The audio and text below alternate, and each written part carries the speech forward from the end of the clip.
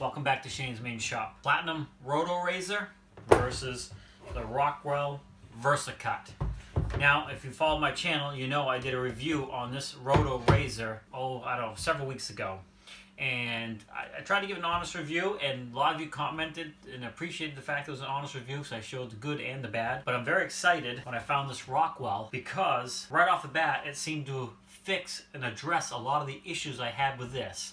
But I'm going to give this an honest review too because I've been using this. There's things I don't like about it that I like about this one better. So if you haven't seen the review on the Rotorazor Platinum, I'll put a link in the description for that. But I'll tell you quickly some of the complaints I had. It's got this safety button here that you have to push forward, and then you have to pull this back to turn the saw on, and then you have to plunge down into your wood like this. So you have to, So my complaint really, in a nutshell, was this is so big. I have small hands, so maybe this wouldn't be an issue for some people. But still, you got to push that thing forward, pull this back, then, get it to go down into the wood like that, and, and hold on to this thing. That was my major complaint. So I was very excited when I saw this because look at this handle here. It's a much more comfortable grip. No matter what size hand you have, it's more contoured for your hand.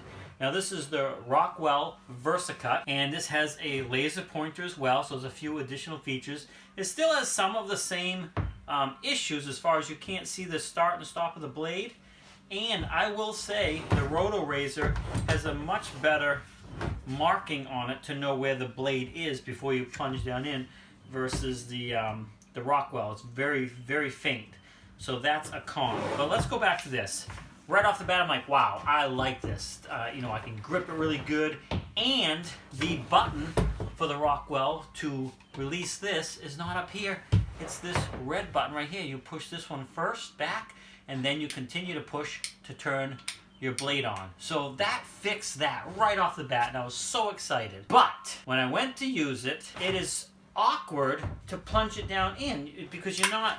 this one here, when you're doing it, and it's kind of hard because I'm on a surface here, but when you push this, it really almost wants to go down in relatively easy once you can get the contraption buttons to push, because you're not pushing down like this. You're just putting a little bit of pressure forward, and it goes down and will cut through your product. Obviously when you're going up on something here, you're gonna go like that and then go into your product.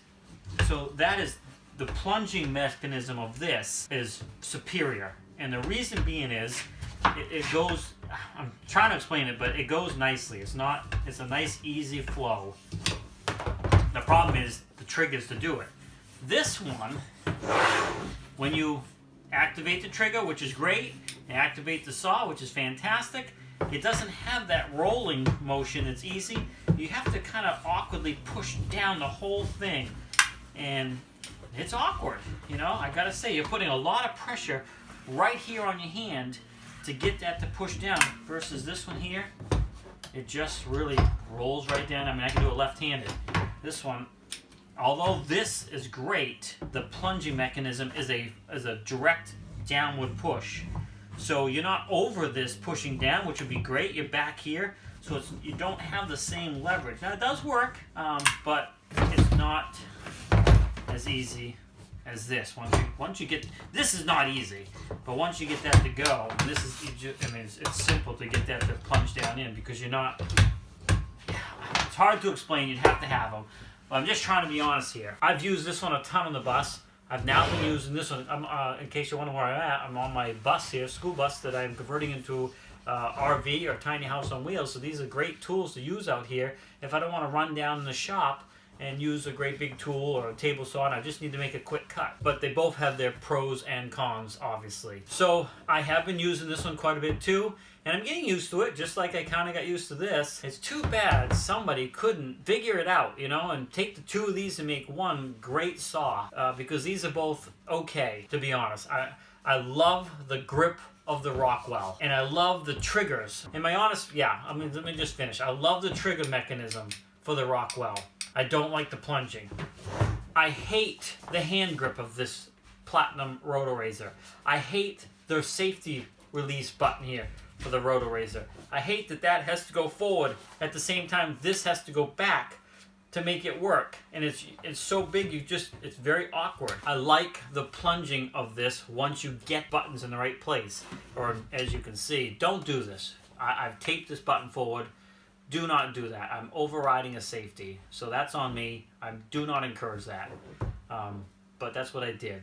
So once you get that working properly, the plunge on this is just it's smooth. You know, this one's let's see. This one's lighter too. The Rockwell is a lighter saw. You know, it's obviously it's a name brand. It's got a lot of things going for it as far as that, but that part there is, you know, is just. I feel like you're trying to hold this more while you're cutting. So now, in the end, which one do I like? Because that's the big question. Which one do I think is better? And for the purposes and my hand size, I like the Rockwell better. I'll get used to the plunging mechanism of this, and I can do something more to help the lines here to show where the blade is. This is so much more comfortable to use with that trigger and that like that than this very awkward and cumbersome setup. So that's my honest review. As far as cutting, you know, that part I'd say they're identical. I'm not sure the power difference of these saws, you know, what it says on it here. Maybe I can find that information for you real quick. And a couple other things I guess I'd point out is the Rockwell does have a larger vacuum thing here to suck away the dust.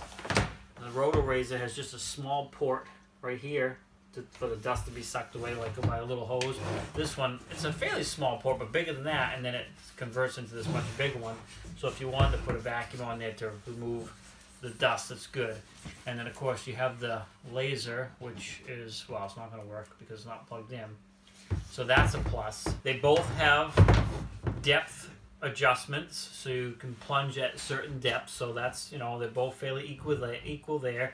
They're both plastic, you know, as far as the adjusters. I'm not seeing any information on motor size or power. They both came with a guide.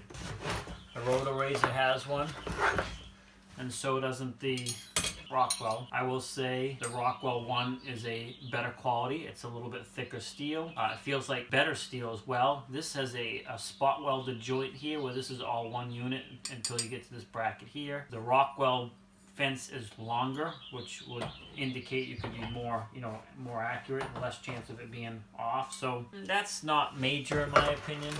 Get whichever one you want.